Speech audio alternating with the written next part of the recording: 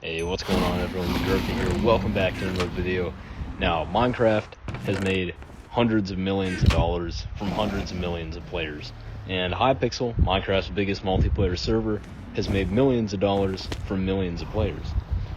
Now, this brings the question though, is Minecraft pay to win? Now, this question has been asked over many years, and today I want to give my thoughts and opinions on this question.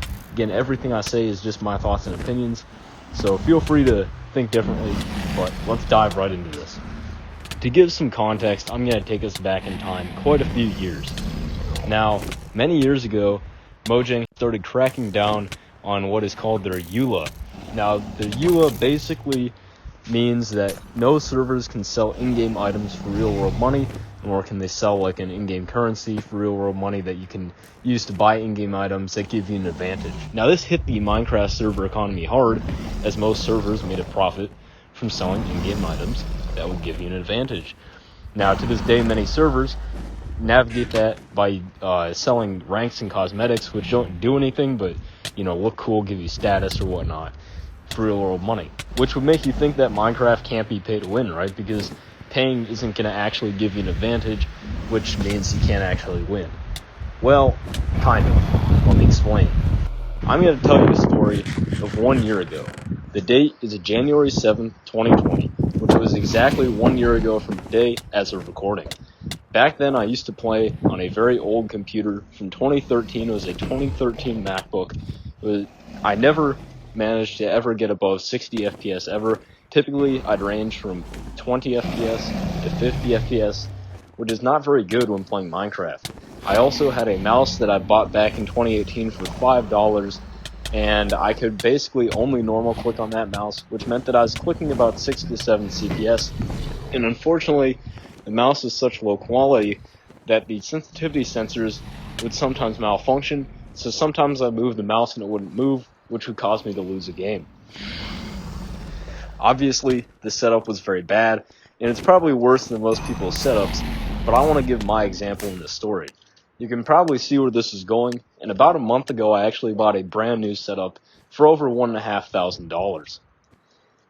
My setup included the glorious Model O and a computer that I can get around 1000 FPS with when I'm not recording.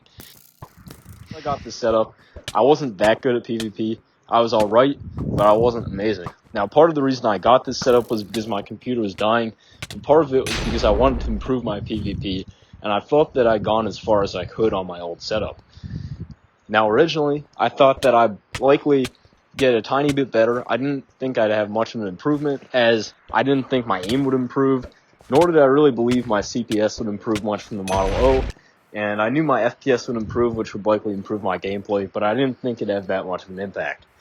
Now, I was shocked when I got my computer and transformed overnight into someone who had 3 times better stats than they did the day before.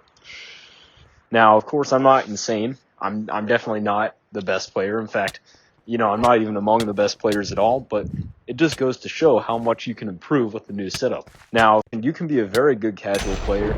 In fact, you can be a pretty decent player on a alright setup, even somewhat of a bad setup.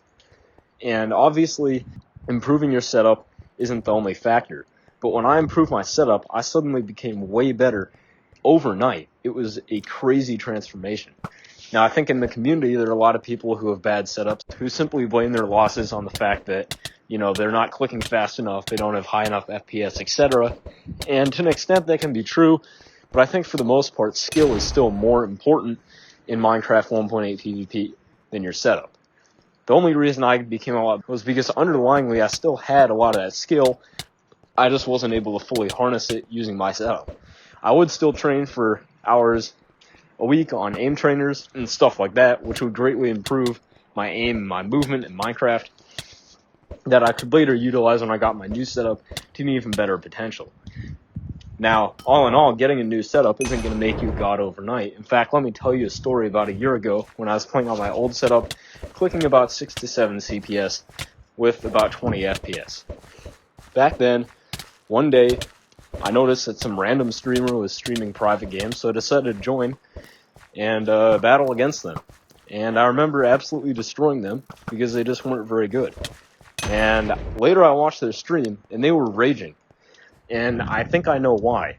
The reason was because they were getting about 1,000 FPS. They probably spent a lot of money on a new computer, a good mouse, because they're clicking 24 CPS. They're getting destroyed by a guy who is a low-level Alex skin, clicking 7 to 6 CPS.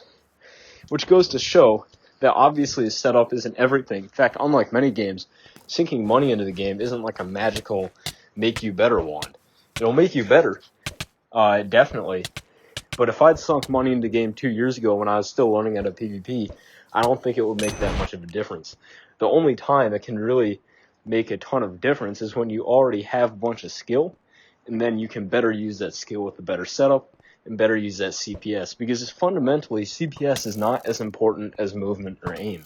You could be clicking 1,000 CPS, but if you have no aim and terrible movement, you could still get comboed by a guy clicking 2 CPS.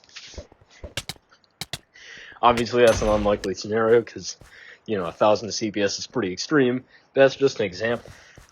However, if you have good aim, if you have good movement, and you suddenly upgrade to a better mouse or a better computer that allows you to get higher FPS, which can make your gameplay a lot smoother and also help you out a lot, or a mouse with higher CPS, which can really help you in fights as you can get the first hit more consistently, get double hits consistently, and also win most trades if you're clicking faster, it can make you way better.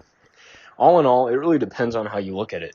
If you want to be a top competitor in a lot of very competitive games, or a leaderboard player in a lot of very competitive games, then you're probably going to need to invest in a pretty good setup.